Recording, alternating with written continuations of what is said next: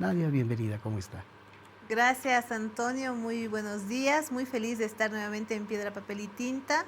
Y un saludo fraternal a toda la audiencia del programa. Le hemos invitado, amigos, si ustedes han visto, hemos ido compartiendo durante estos días información sobre la violencia que hay contra las mujeres en el ámbito político. Hemos visto cómo han agarrado a patadas a una asambleísta en Santa Cruz, a la señora Muriel Cruz, pero también acá en La Paz hemos tenido una última denuncia de una concejala aquí en La Paz que ha denunciado a su propio correligionario por acoso y por violencia política. Le voy a preguntar primero a Nadia, ¿qué opina de estos dos casos, Nadia? Usted ha visto las imágenes seguramente de lo que pasó en Santa Cruz hace poquito nada más con la asambleísta Muriel Cruz. Que son una demostración o son la prueba fehaciente de que todavía es necesario tener normas y políticas específicas en cuanto a protección de los derechos de las mujeres. Que la situación de desigualdad en el ejercicio de los derechos sigue latente, que lastimosamente el patriarcado sigue restando o sigue cobrándole con la vida, con la integridad, con los proyectos de vida de las mujeres, los espacios que se están tomando. En ese caso, es innegable que la violencia y el acoso político tiene un fuerte componente en el patriarcado, en no aceptar que las mujeres podemos hacer función político pública, que las mujeres podemos generar aporte y propuestas para el desarrollo de nuestro país y ya en lo específico, en lo que pasó en La Paz solamente, que las mujeres podemos pensar por nosotras mismas, generar procesos de fiscalización y eso, más allá del partido político, debería ser pues valorado, ¿no? Y no minimizado, no restado. En el caso de Santa Cruz, el grado de violencia, la brutalidad, el ensañamiento con el que se ha actuado, también demuestra que esta violencia política que ayer en el mecanismo las compañeras asambleístas, un compañero asambleísta señalaba, no data de ahora, no es el primer acto de violencia, es más bien una serie de actos que sistemáticamente se han ido desarrollando en el tiempo y que ahora realmente piden justicia.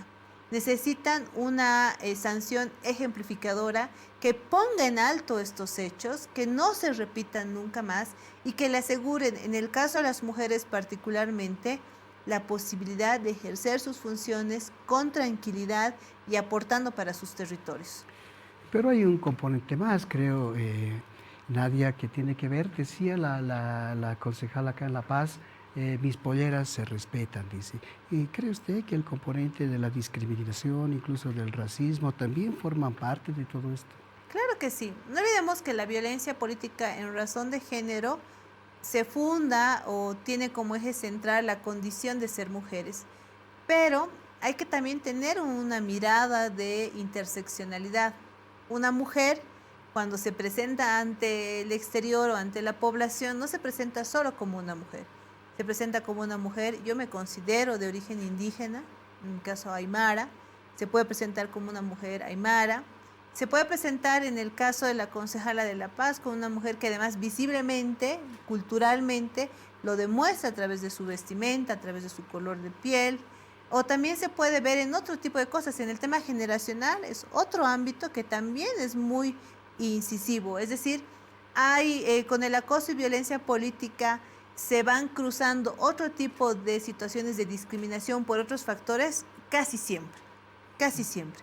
Y el tema indígena, el tema originario, la autodeterminación o la autoidentificación con una nación o pueblo indígena originario, generalmente es una de las determinantes muy concurrentes en este tipo de casos. ¿Cómo ha influido en Nadia ahora esto de la polarización que estamos viviendo en el país, en Santa Cruz, por ejemplo, acá en La Paz también? ¿Cómo ha influido todo esto sobre la violencia que ya de por sí es fuerte en el ámbito político contra las mujeres? Bastante fuerte. Yo creo que la polarización sigue latente, siempre es algo que en la superestructura todavía cuesta todavía desmontar. Pero en el caso de Santa Cruz, yo he visto a lo largo de los años que existe mucha irresponsabilidad y uso por parte de algunas figuras políticas en relación a la gente. Y en lugar de ir a un debate público, ir a un debate institucional dentro de los espacios que corresponden, será una asamblea legislativa departamental, será un proceso de diálogo entre ejecutivos, legislativos, a través del control social en caso de relacionamiento con poblaciones, lastimosamente se recurre a algo que es muy lastimero para la población y usar grupos de civiles, los que entre comillas se llaman activistas. En su momento creo que la comisión fue clara al identificarlos como grupos paraestatales por el grado de violencia al que pueden incurrir y la permisibilidad del Estado con estos, pero utilizar grupos de civiles para generar confrontación ante aquello que no puedes debatir, ante aquello a que lo que no le puedes, si quieres, ganar dentro del marco legal e institucional. Y claro, es muy bajo utilizar población civil en este caso, y lo que ha ocurrido recién el 9 de junio es una clara muestra de aquello. Tú no estás de acuerdo con la posesión de un líder indígena o de un representante indígena, tú no estás de acuerdo con la forma en que un pueblo indígena se está determinando, autodeterminando, están tomando una toma de decisiones, y en lugar de ir a un debate legal, constitucional, si quieres político en el seno mismo de la Asamblea Legislativa Departamental, lo que haces es utilizar grupos de choque y vas y tomas los francos más vulnerables. En este caso, las compañeras. El ataque sistemático que ha habido durante el 9 de junio ha sido contra mujeres. Las han identificado y las querían agarrar a ellas. Lastimosamente, Muriel Cruz ha sido la víctima fatalísima de todo ese hecho, ¿no? Pero hay un componente, o sea, esa polarización, esa irresponsabilidad de líderes políticos, en este caso en Santa Cruz, lo que ha conllevado es la integridad y en este caso el bienestar, no solamente de Muriel, de su familia.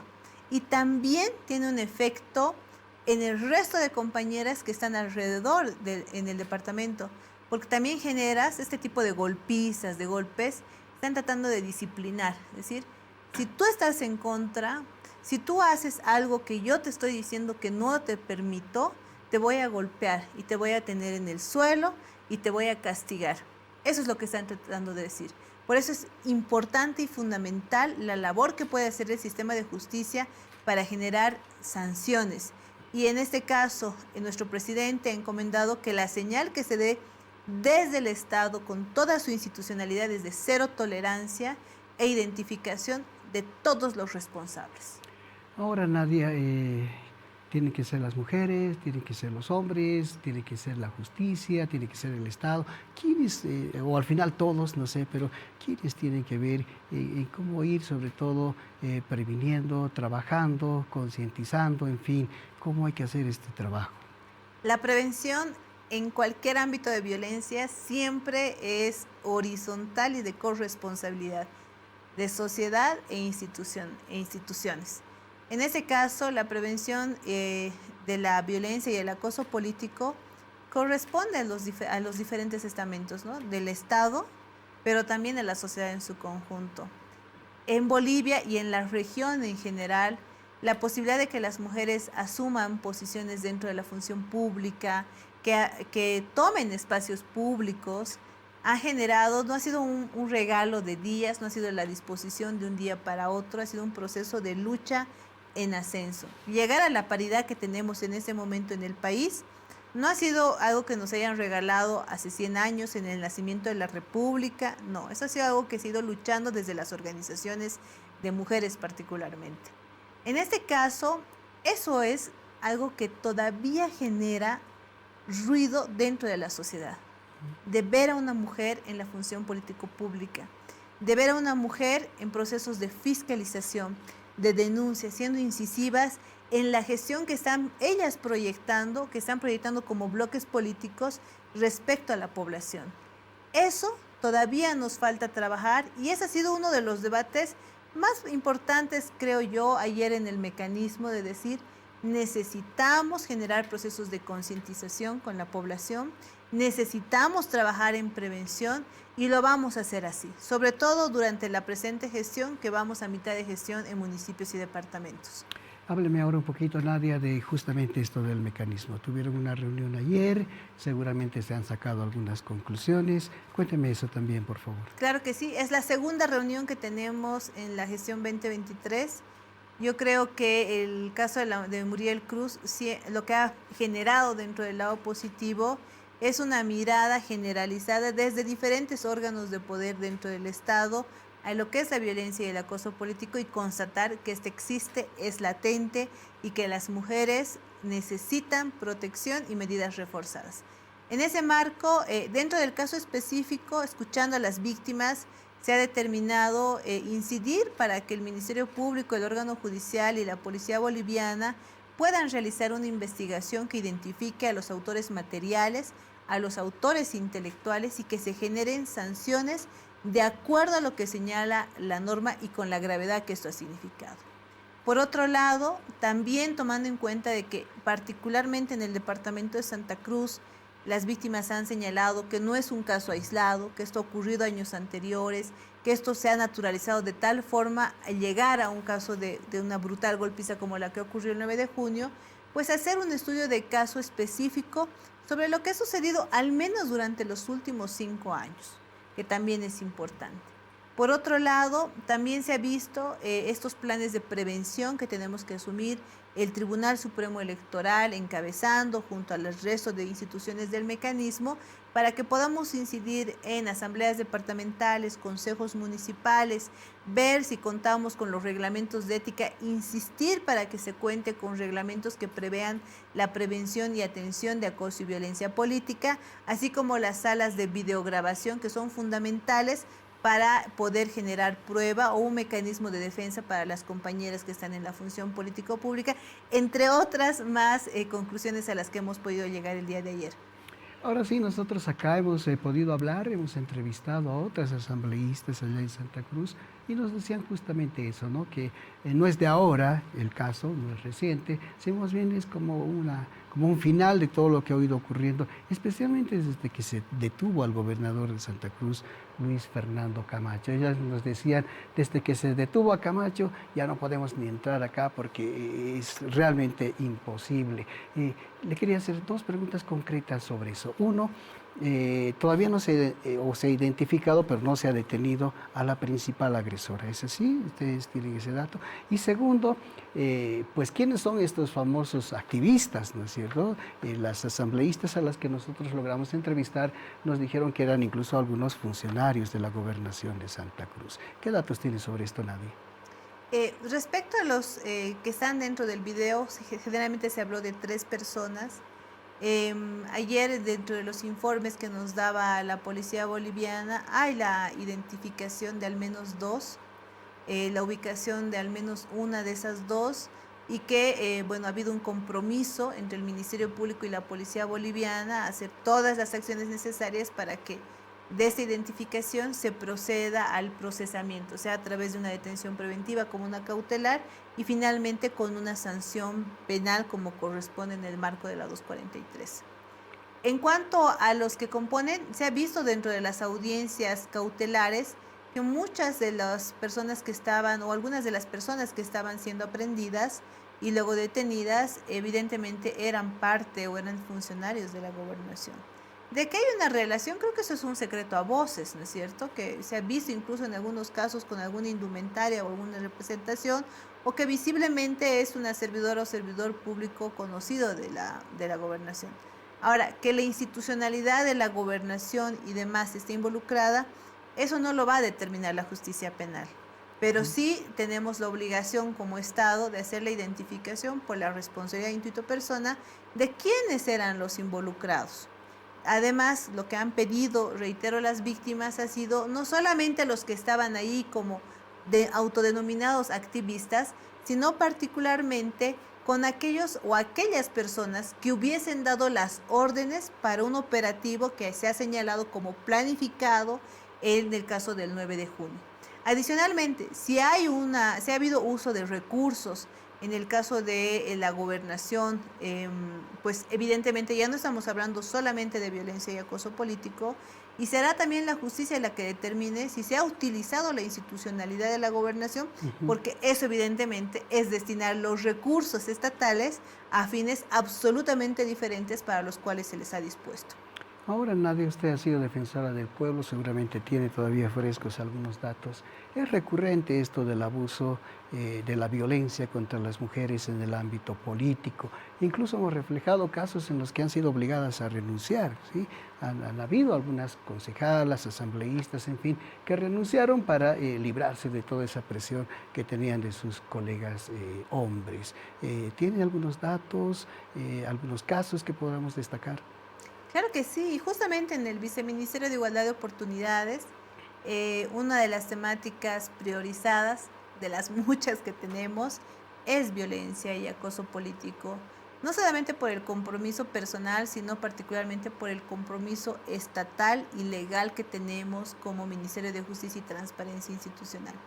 Dentro de las violencias, una de las que genera una afectación o irradia hacia el exterior en el camino que estamos dejando atrás, particularmente las mujeres, es la posibilidad de erradicar la violencia y el acoso político.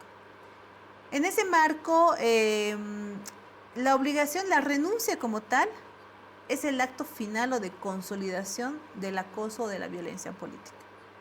No hay que olvidar que tanto la violencia como el acoso político son estos actos sistemáticos que tienen como finalidad afectar el mandato de la compañera, de la mujer.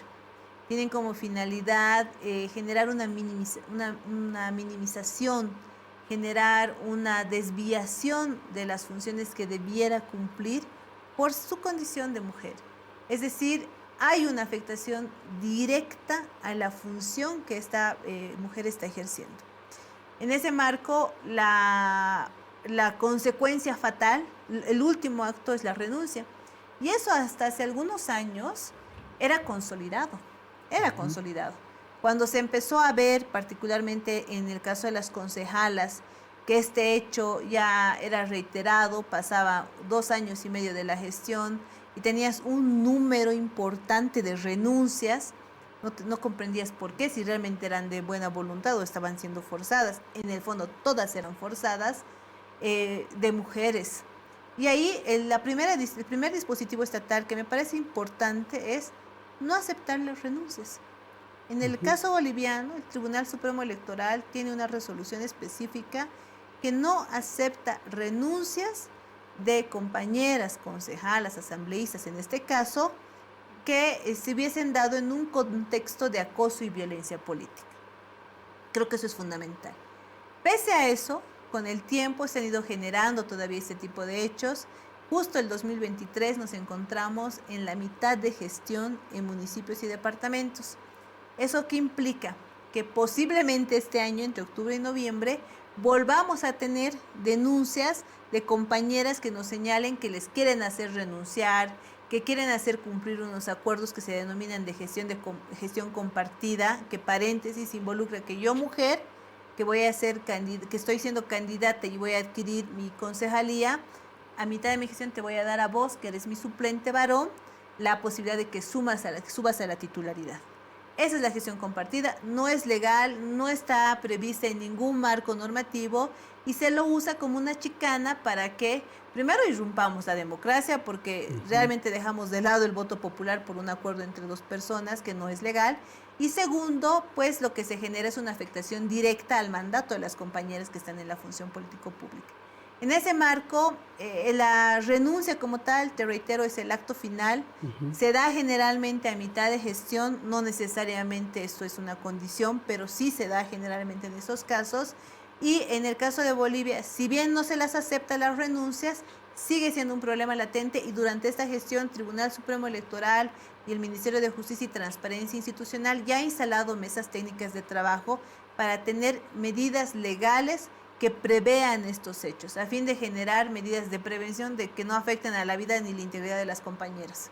Ahora, Nadia, finalmente, ¿hay el riesgo de que esto se pueda naturalizar? Deben haber otros riesgos, sin duda, pero creo que este es uno de los más peligrosos en este caso. Yo creo que en muchos casos se ha naturalizado. El departamento de Santa Cruz, con el caso de Muriel Cruz, es un claro ejemplo de aquello. lo que han señalado de que no es el primer acto, no es un acto aislado, y eso se ha dado a lo largo de los años, es una clara muestra de la naturalización de estos actos. Una parte, una causa de la naturalización es la injusticia, es decir, que el sistema no te responda, y contra eso también hay que pelear. En ese marco, ayer veíamos también que existen muchas denuncias que han llegado al Ministerio Público sobre acoso y violencia política, y solamente contamos con 3 sentencias, y no son en los casos más graves.